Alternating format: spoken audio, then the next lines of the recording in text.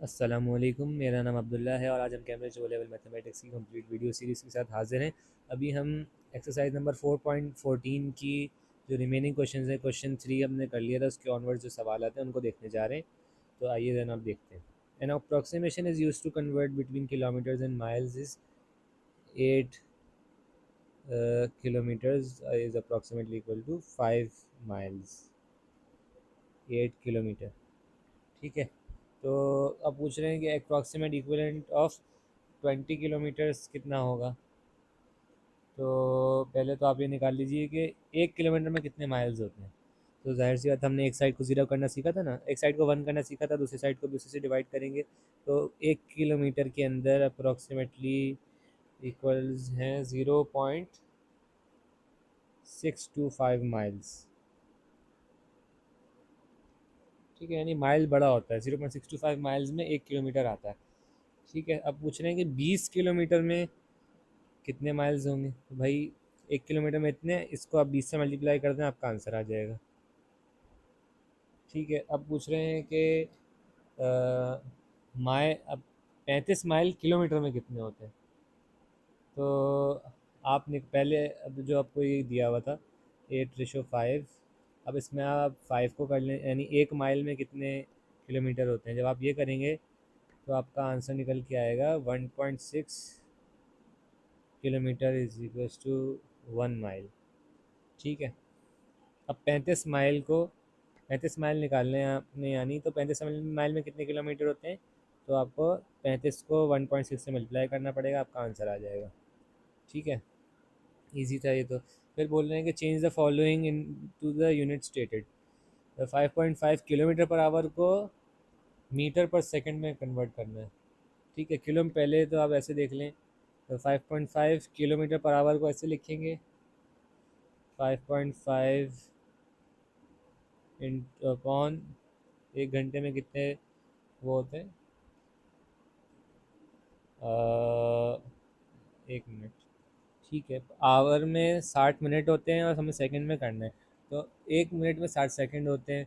तो जब 1 घंटे में 60 मिनट होते हैं, तो और एक एक मिनट में 60 60 सेकंड होते हैं, तो जब इसको ऐसे करेंगे तो टोटल नंबर ऑफ़ सेकंड्स निकल के आ जाएंगे आपके 5.5 अपॉन 3600, ठीक है। अब किलोमीटर को मीटर में कन्वर्ट करना है, तो उसको मल्टीप्लाइड बाई 1000 कर दें, आपका आंसर आ जाएगा।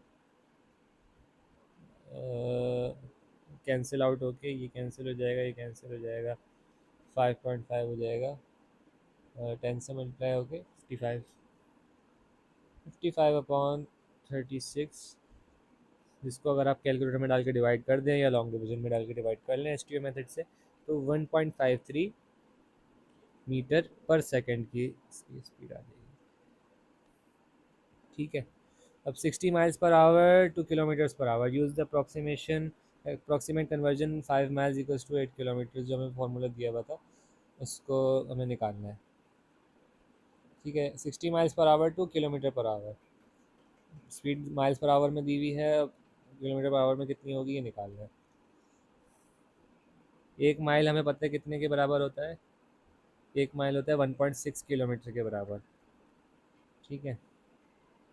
तो 60 माइल्स जो हैं वो कितने किलोमीटर के बराबर होते हैं, वह 16 × 1.6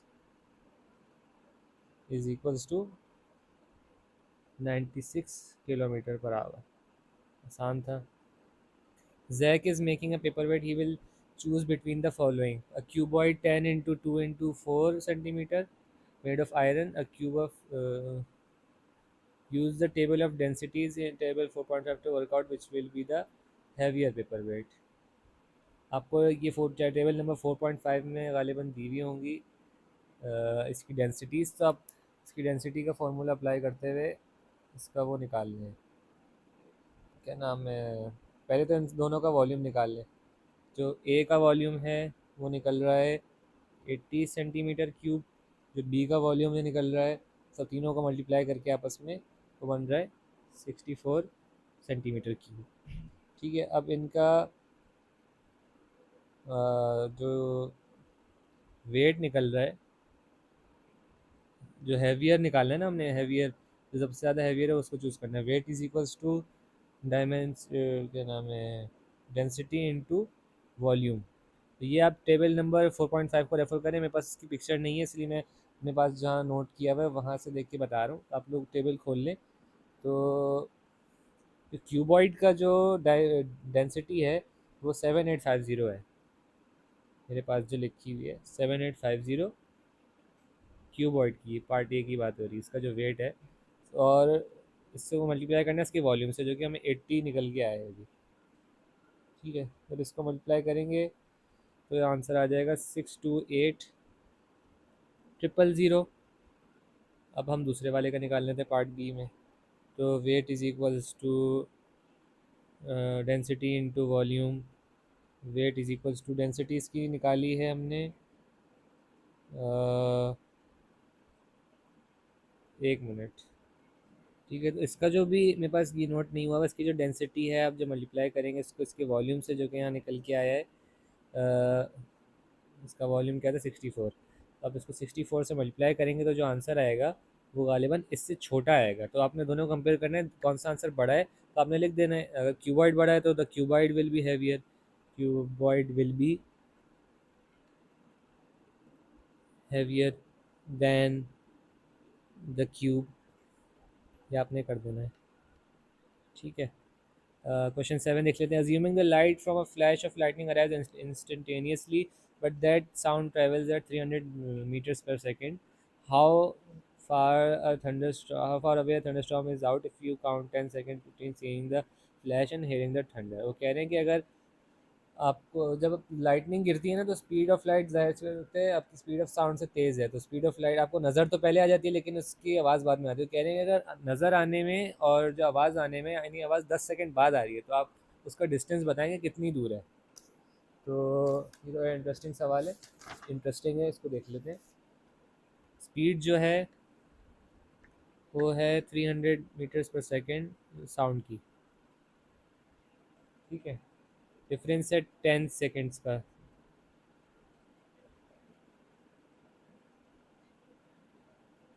हमें पता है क्या फार्मूला होता है, speed is equals to distance upon time. ठीक है, अब हमें इसमें से क्या पता है, स्पीड पता है और टाइम पता है। फार्मूले को रीअरेंज करें, हमें डिस्टेंस मालूम करना है, distance is equals to speed into time. तो distance is equals to speed कितनी है, स्पीड ये नहीं है, स्पीड तो 300 है और 10 सेकेंड्स, दोनों चीज़ें सेकेंड्स में इसलिए हम ये कर पा रहे हैं। स्पीड स्पीड भी सेकंड्स में है और वो टाइम भी सेकंड्स के अंदर है। तो 300 इंटू 10 इज़ 3000 मीटर पर सेकेंड।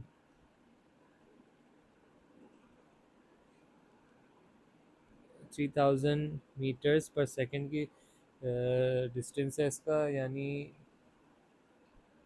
अगर 10 किलोमीटर तक का फासला ये तय करेगी कितनी देर के अंदर, 10 सेकंड के अंदर तय कर रही है, तो इसका डिस्टेंस कैसे तय करेंगे। ये 3000 तो मीटर आ गया, अब 3000 मीटर का मतलब इन्होंने हमें क्या दिया हुआ है, किलोमीटर्स में कन्वर्ट करने को कहा हुआ है। 3000 सेकंड नहीं है, 3000 मीटर आंसर आया।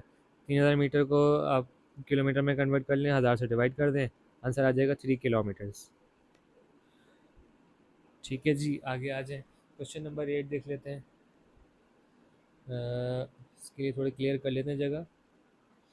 Supriti buys 10 toy cars for 50 rupees each. She sells 7 for 75 each, then reduces the remaining 3 and sells them in her sale at 20% discount on her previous selling price. Calculate the profit as a percentage of the cost price. Total हमें calculate करना है।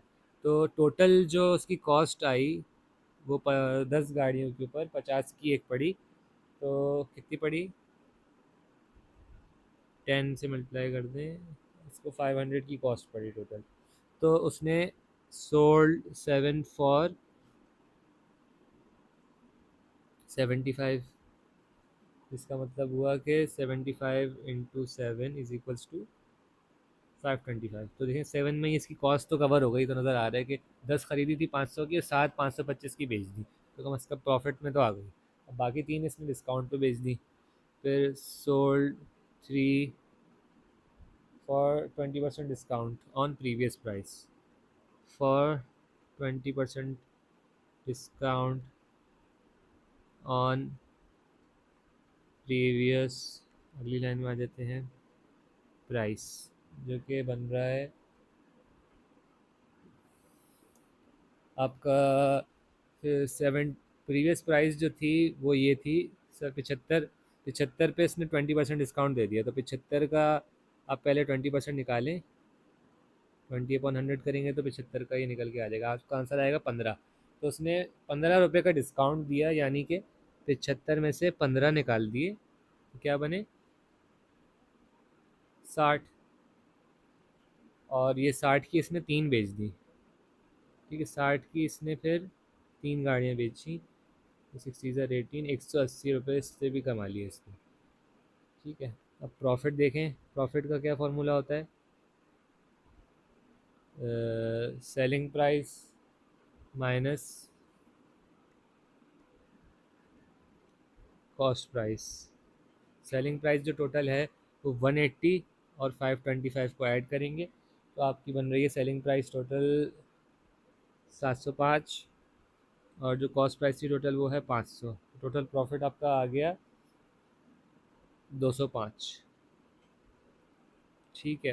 अब profit as a percentage of the original costing price, अब वो पूछ रहे हैं कि जो ओरिजिनल कॉस्टिंग प्राइस थी 500 की, 200 जो प्रॉफिट आया है इस केस में हमें 205, उसकी क्या परसेंटेज है, तो भाई सिंपल सा फॉर्मूला है, profit upon cost price into 100, ये हमें परसेंटेज दे देगा, विच इज़ 41% उसने प्रॉफिट कमाया है, काफ़ी प्रॉफिटेबल डील हो गई। अब ये हो गया। क्वेश्चन नंबर 9 देख लेते हैं जल्दी से। A large 1 liter bottle of lemonade cost 1.80 pounds and a small 250 ml bottle cost 0.44 pounds, which is the better buy. तो आप निकाल लें इसमें से पर लीटर कितने के पड़ रहा है, पर लीटर या पर एम एल कितने का पड़ रहा है, पर लीटर निकालने ज़्यादा आसान है। 250 ml वाली बॉटल 0.44 की पड़ रही है और 1 लीटर वाली 1.8 की पड़ रही है। तो लार्ज जो है 1.8 1.8 पाउंड की पड़ रही है, और स्मॉल लेमनेड बॉटल जो स्मॉल है वो 1 लीटर में कितने एम एल होते हैं, 1 लीटर में 1000 ml होते हैं, तो 250 को अगर 4 से मल्टीप्लाई करें तो 1000 बनता है। स्मॉल जो है अगर वो 0.44 की है, तो अगर 1 लीटर के बराबर वो बोतलें ख़रीदें तो वो कितने की पड़ेंगी, 1 लीटर की वर्थ की बोतलें अगर वो ख़रीदें उसकी, तो 4 से मल्टीप्लाई करना पड़ेगा, जो कि बनता है कितना, 1.76 पाउंड। यानी कि अगर 4 250 ml वाली बोतलें ले लें तो वो सस्ती पड़ेंगी 1 लीटर वाली बोतल से। तो the small one is the better buy, ये आपने बता देना है, आपने रीज़न इसका ये सॉल्व करके दिखा दिया। ठीक है जी, अब जल्दी से आगे चलते हैं, साइज कंप्लीट करते हैं।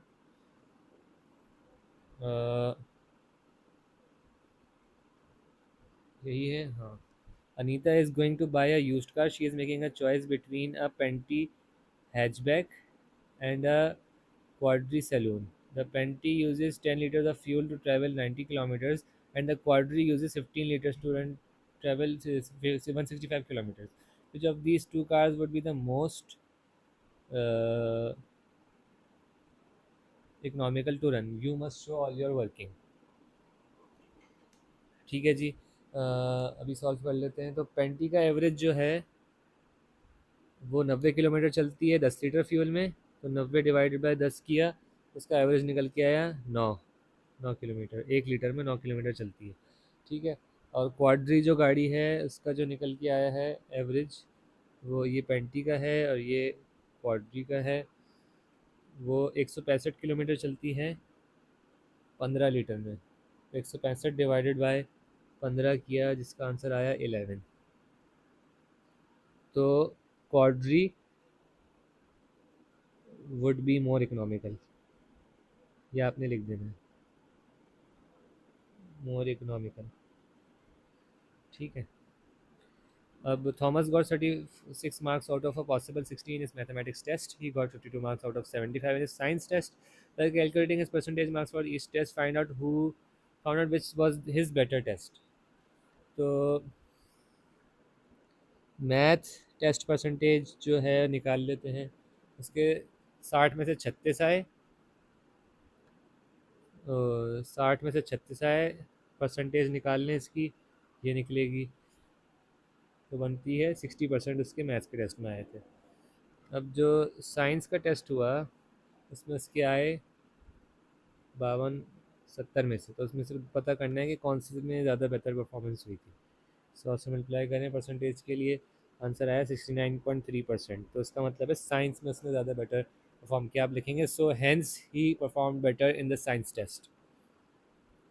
ठीक है, अब क्वेश्चन नंबर 12 के पास आ जाते हैं। क्वेश्चन नंबर 12 में उसने गाड़ी ख़रीदी है, नीरज ने 35,000 की 2014 में। Depreciation was 46% in the first year, 19% in the second year. Calculate the value of the car at the end of 2016।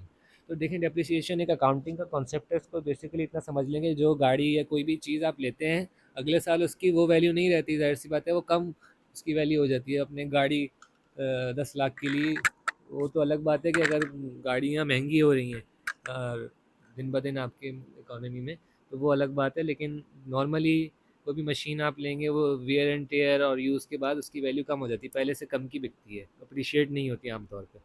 तो ये कह रहे हैं कि एक साल में 46% अप्रिशिएट हुई थी और अगले साल में 19% अप्रिशिएट हुई थी। Calculate the value of the car at the end of 2016। 2014 में गाड़ी ली थी, 2016 में क्या वैल्यू होगी ये बता दें, जब उन्होंने रेट दे दिया है। तो पहली वैल्यू ली थी 35,000 की।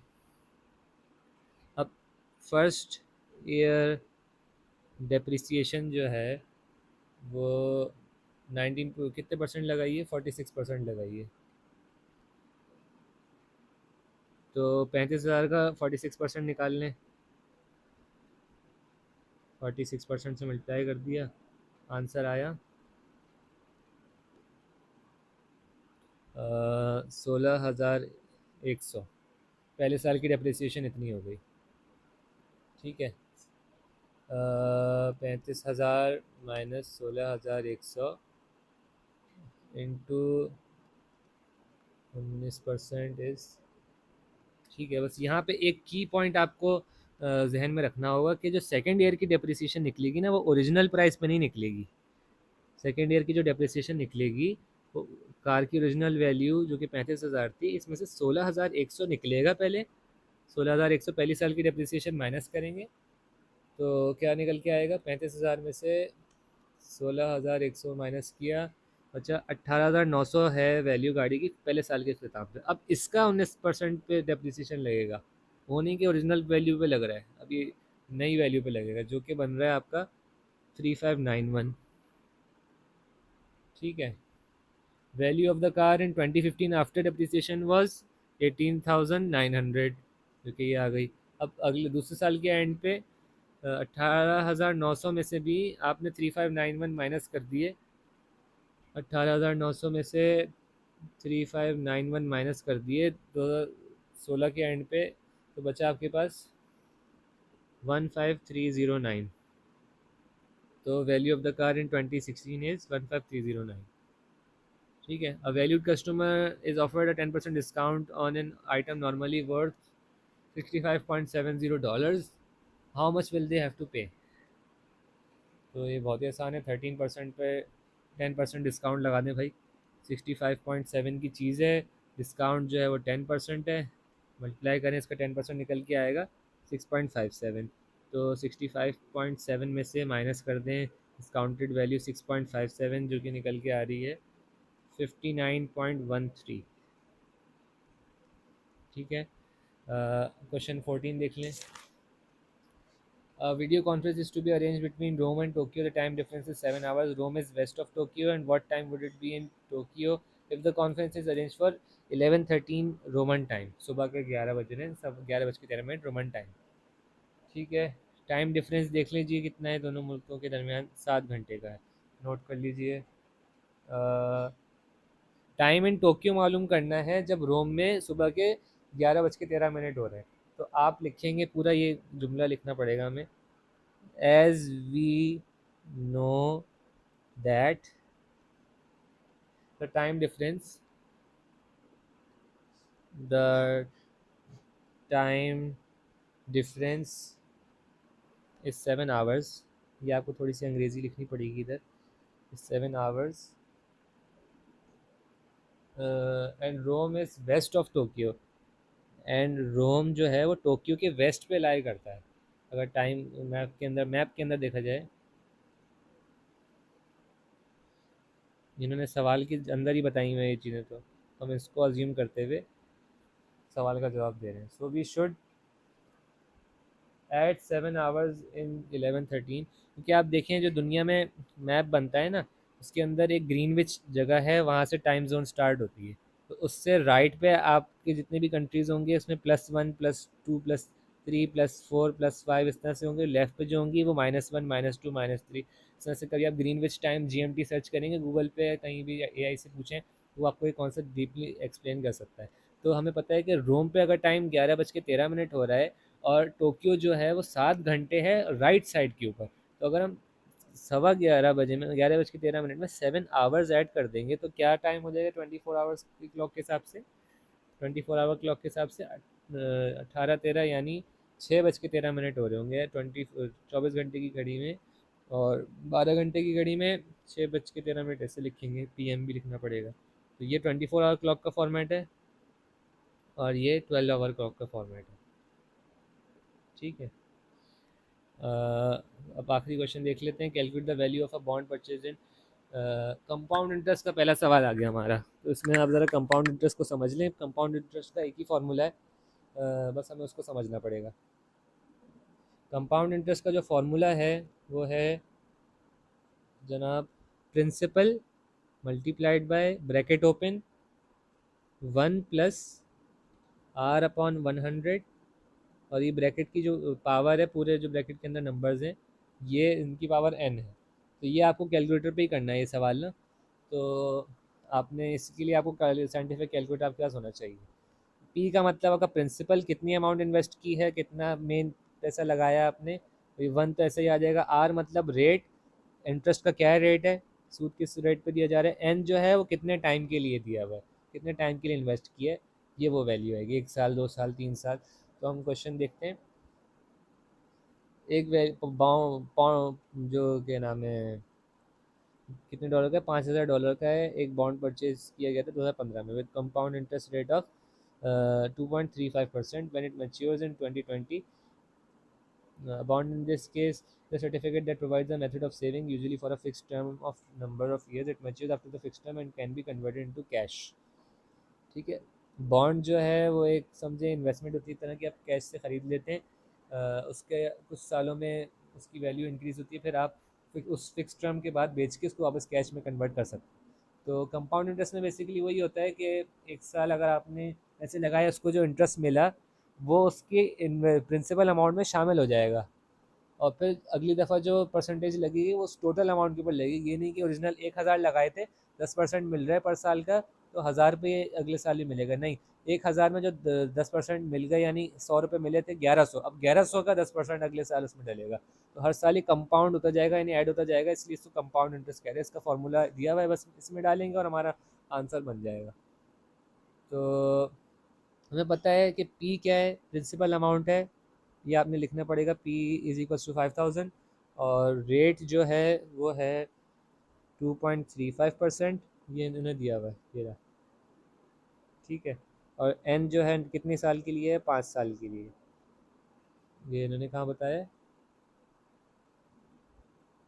देखें. इससे पता चला कि 2015 में डाल ख़रीदा था और 2020 में मच्योर हुआ.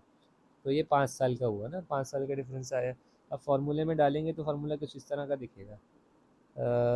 5,000 = 1 + 2.35/100 की पावर 5. जब आप इसको कैलकुलेटर में डाल के सॉल्व करेंगे तो आपका आंसर आ जाएगा 5615.769. यानी 5 साल बाद जो अमाउंट वो कैश कराएगा, 5,000 लगाए थे उसने, 5 साल उसकी वैल्यू 5615.769 हो गई. उसमें कुछ भी नहीं है अभी आपके, इसमें अभी सिर्फ कंपाउंड इंटरेस्ट का फॉर्मूला है। अगर तो एक्सरसाइज नंबर 4.15 में कुछ इससे मुश्किल सवाल आते हैं तो वो हम देखेंगे। आप लोगों का टेस्ट भी इसी से प्लान हुआ हुआ है, और हम कोशिश करेंगे कि उससे पहले वीडियो रिलीज़ ना करें 4.15 की, या उससे एक्सप्लेन ना करें, ताकि बच्चों का एक एप्टीट्यूड और जनरल टेस्ट हो सके इस बात का कि उन्होंने 4.1 से लेके 4.14 की चीज़ों को किस तरह समझा है। क्योंकि 4.15 एक मिक्स एक्सरसाइज है, उसमें एग्जाम स्टाइल क्वेश्चन हैं, इसलिए उसमें एक सही जज हो जाएगा। हो सकता है उसमें कुछ सवालों की जो डिफ़िकल्टी लेवल है वो इससे ज़्यादा हो, वहीं पे बच्चों का टेस्ट होगा कि उन्होंने कॉन्सेप्ट को कितना डीपली अंडरस्टैंड किया है। और अगर नहीं किया तो हमें भी इंडिकेशन मिल जाएगी कि कहाँ पे हमें मज़ीद ज़ोर देने की ज़रूरत है, और उनको किन टॉपिक्स में मसला है, या किन टॉपिक्स में हमें ज़्यादा तवज्जो देनी चाहिए बच्चों को। ठीक है, तो इसलिए हम 4.15 की वीडियो पहले रिलीज़ नहीं करेंगे। आप लोग यहाँ तक कंप्लीट कीजिए। वीडियोस थोड़ी लेट हो रही हैं, इंटरनेट का काफ़ी इशू चल रहा है, तो अपना ख्याल रखिएगा, ये वीडियोस कंप्लीट कीजिएगा, और इंशाल्लाह फिर आगे मिलते हैं। अल्लाह हाफ़िज़।